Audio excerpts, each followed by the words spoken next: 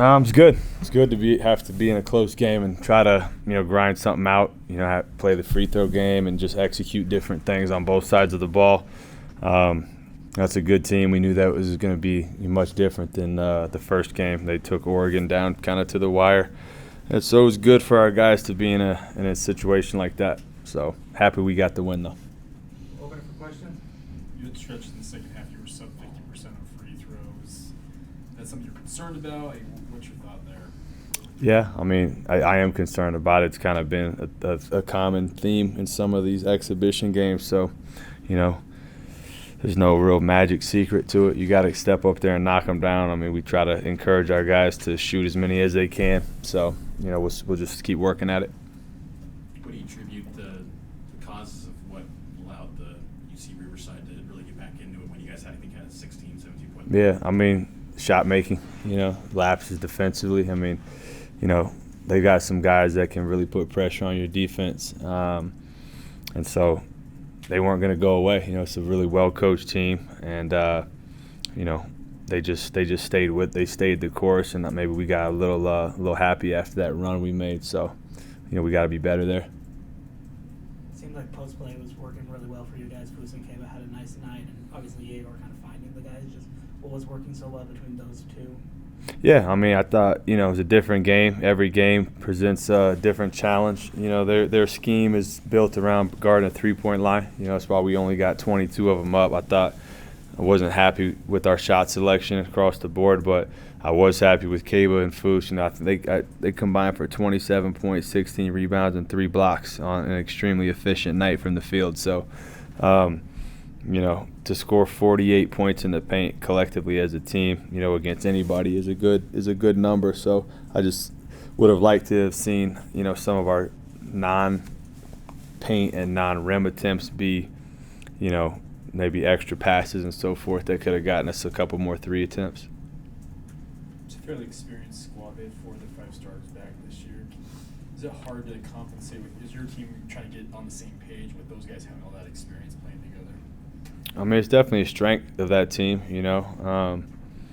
I think for us, not having Dallin, I think rears its head at times. He's clearly a steadying force. I mean, he's our starting point guard. The guy's not out there. So, I mean, where it really throws us off a little bit is when we, when Yegor comes off, Eli struggled a little bit, was super proud of the way he bounced back in the second half. I thought he was tremendous in his stint in the second half. So, yeah, I mean, you take an experienced group like that and you pull an experienced guy off of our group, and it's going to be, good for our guys to have to learn how to play against teams like that regardless of who we have out there. Following up on Dallin, do you expect him back next week? Yeah, I mean, he's on a good path. Like I said the other night, I mean, we don't want to rush him back. Again, this is not going to be a long-term thing, but we just want to make sure that when we get him out there, he's ready to go. So, just following the medical people there. What were your thoughts on that play around the 13-minute mark? Richie Saunders, that effort, he gets that block where it looked like it was an open opportunity for the Riverside player. Wasn't surprised. I mean, that's just who he is. You guys know it better than I do, but it was a big play. This guy never quits on anything. I thought we had a couple, really igniting defensive possessions. There was another one where I think we got a shot clock violation. It was like 1,000 deflections on one play, it felt like. But, those plays are huge, especially at home. What have been your impressions of Yegor stepping in that point guard spot in relief of down these 2 games? I mean, he's been really good. 20 and 7. Only, I think for me, only 2 turnovers. Against a really gritty team. So, and efficient. His scoring's been super efficient the last 2 games. So, I mean, he's a talented guy. I mean, you guys see it, and so I think it's really good for him to have to handle the load right now while we're down bodies and have to do it in a close game like this. I thought he made some massive plays down the stretch that really put it over the top for us. You had him and Richie played 30-plus minutes in this game. Is there a level that you're not willing to go above? You're willing to play him as much as you need to at this point? I mean, I don't really want to play a guy for 40 minutes, but you want to win the game. So honestly, that's still a work in progress. Not happy with only playing Mag 4 minutes. Like, he's a guy that should have been out there more. And so, there's different things that I'm watching and I'm seeing and continuing to evaluate, and those are tough decisions. So I'm assuming it's just a feeling out process during this non-conference slate to find out where guys fit, I guess, best in the lineup. Yeah, and again, like I'm huge on this is not a siloed thing for me, subbing. Like, it's a combination.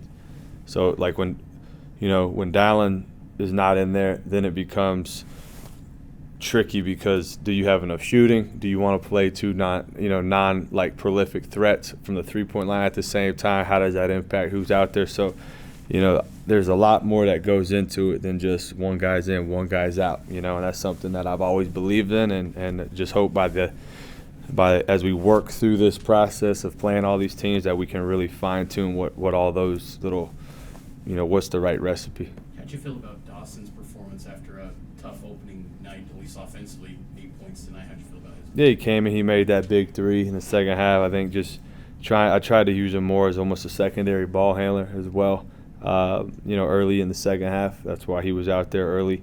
And then late in the game, having another ball handler that can handle that full court pressure and knock free throws down. So he's an important part of what we're doing. He's gonna, he'll have a big role. I think it'll rear its head.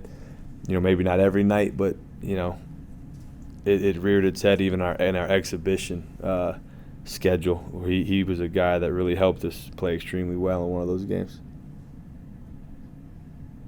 Any more questions? Any thoughts? You and the team going to watch the football game tomorrow? BYU Utah. Any thoughts there? So I think everybody will be glued into that. My kids are probably more excited than anyone. They've quickly caught on to the rivalry, so they're all in on it. So it'll be fun. Queens can be an interesting situation. Actually, I think they're playing back-to-back, like one night up at Utah, the next night here in Provo. Does that change anything for you guys, knowing that they may have some tired legs? Not really. I mean, I think we want to execute our game plan regardless. I mean, I used to say this in the NBA all the time. There's no asterisks in the win-loss column on back-to-backs. No one cares. So you got to go out there and do what it takes. But to your point, you do emphasize, hey, maybe let's run a little bit more, especially back-to-back and the altitude. It does feel very NBA-like with that type of thing. So, that's something that we can kind of make a point of emphasis. All All right, thank you. Thanks, Coach.